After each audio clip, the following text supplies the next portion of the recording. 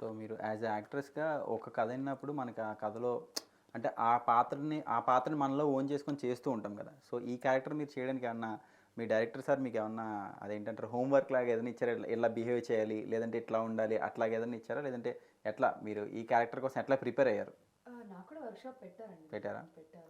అంటే ఈ క్యారెక్టర్లో కూడా కొన్ని ఇంట్రెస్టింగ్ పార్ట్స్ ఉన్నాయి. సో ఆయన కూడా చాలా ఇన్పుట్స్ ఇస్తూ ఉండేవారు అనమాట. ప్రతి సీన్లో డే బై డే చెప్తూ ఉండేవారు, రేఖ గారు ఇట్లా ఈరోజు ఈ సీన్ ప్లాన్ చేస్తామండి, సో ఇలా చేస్తే బాగుంటుంది అని చెప్పడం కానీ, సో ఏమైనా మిస్టేక్స్ చేసినప్పుడు కొంచెం చెప్పడం కానీ, లైక్ అంతా చాలా చెప్పేవారు మా డైరెక్టర్.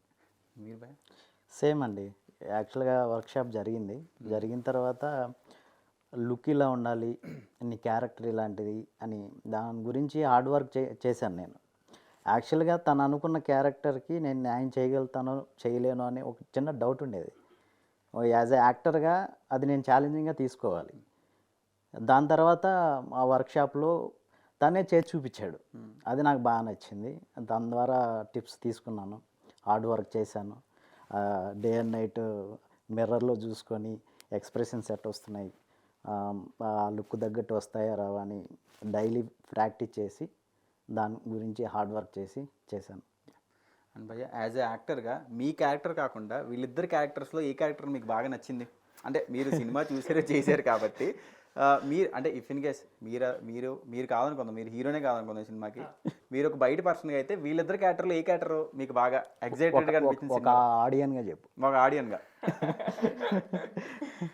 అంటే 2 క్యారెక్టర్స్ కూడా మెయినేనండి, కంప్లీట్ మెయిన్ క్యారెక్టర్స్ ఇద్దరివి కూడా. కరెక్టే, కానీ ఒక ఆడియన్ ఎవరో ఒకళ్ళు కనెక్ట్ అవుతాడు.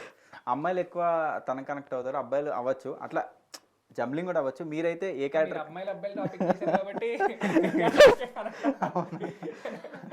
అండ్ మీకు భయ్య మీరు కాకుండా వీళ్ళిద్దరు క్యారెక్టర్స్లో మీకు ఏ క్యారెక్టర్ బాగా? నాకు 2 క్యారెక్టర్స్ బాగానే నచ్చినాయి.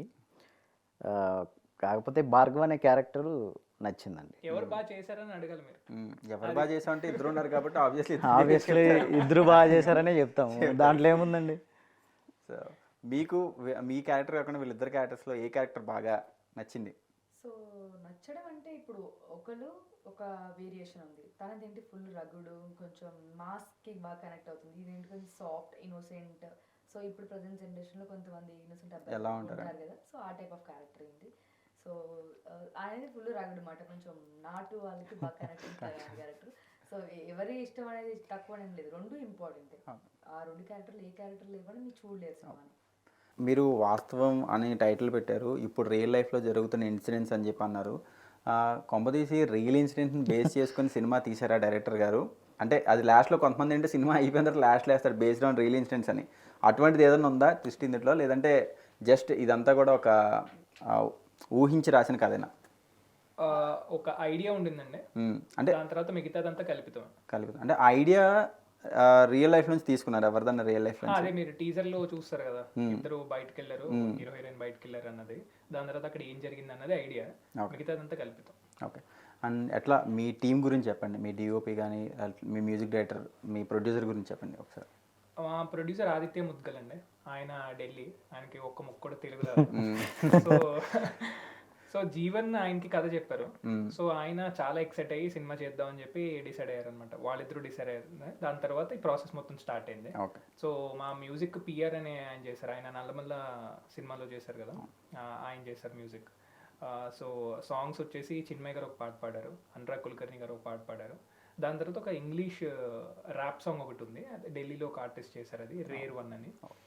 దాని తర్వాత డిఓపి వినోద్ రాధా అని ఒక అబ్బాయి చేశాడండి, చాలా అద్భుతంగా చేశాడు డిఓపి. తను ఇంతకుముందు ఒక వెబ్ సిరీస్ చేశాడు, ఇది తనకి సెకండ్ ప్రాజెక్ట్ లాగా.